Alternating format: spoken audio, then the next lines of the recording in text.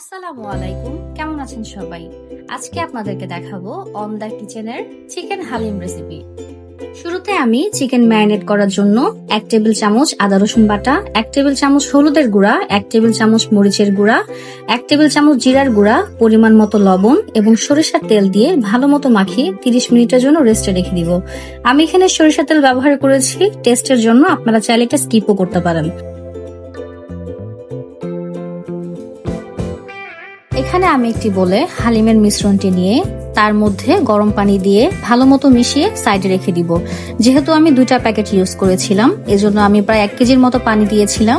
আপনারা একটি প্যাকেটে প্রায় 500 গ্রাম পানির মতো ইউজ করবেন। আমি যে চিকেনগুলো ম্যারিনেট করে রেখেছিলাম সেগুলো একটি প্যানে হালকা তেলে ভেজে নিব। হালিমে ভাজা মাংস দিলে এটার স্বাদ আরো দ্বিগুণ হয়ে যায়। আপনারাও মাংসগুলো একটু ভেজে দেওয়ার চেষ্টা করবেন, তাতে আরো দ্বিগুণ স্বাদ পাবেন।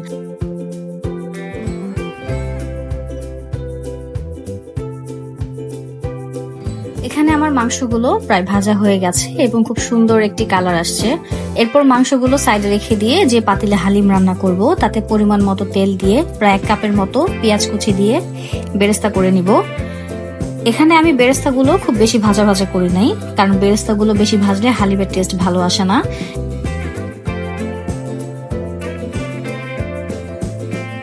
অর্ধেক বেরেস্তা প্যানে দিয়ে তাতে সামান্য পরিমাণ পানি দিয়ে 1 টেবিল চামচ আদা বাটা, 1 টেবিল চামচ রসুন বাটা, 1 টেবিল চামচ লাল মরিচের গুঁড়া, স্বাদ মতো লবণ দিয়ে কষিয়ে নিব।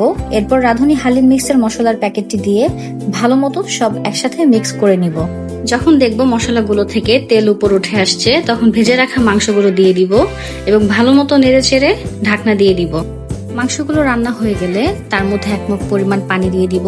পানিগুলো যখন ফুটে আসবে তখন এর মধ্যে হালিমের মিশ্রণটি দিয়ে অনবরত নাড়াচাড়া করতে হবে, না হলে নিচে লেগে গেলে একটা পোড়া গন্ধ আসবে, যেটা হালিমের টেস্ট মোটেও ভালো আসবে না বা ভালো লাগবে না।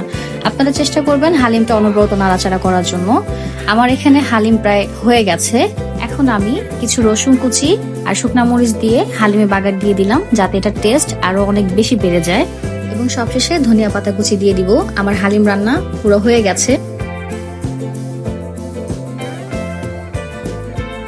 আমি আমার মতো করে সার্ভ করেছিলাম। মাশাআল্লাহ মাশাআল্লাহ, এত মজা হয়েছিল।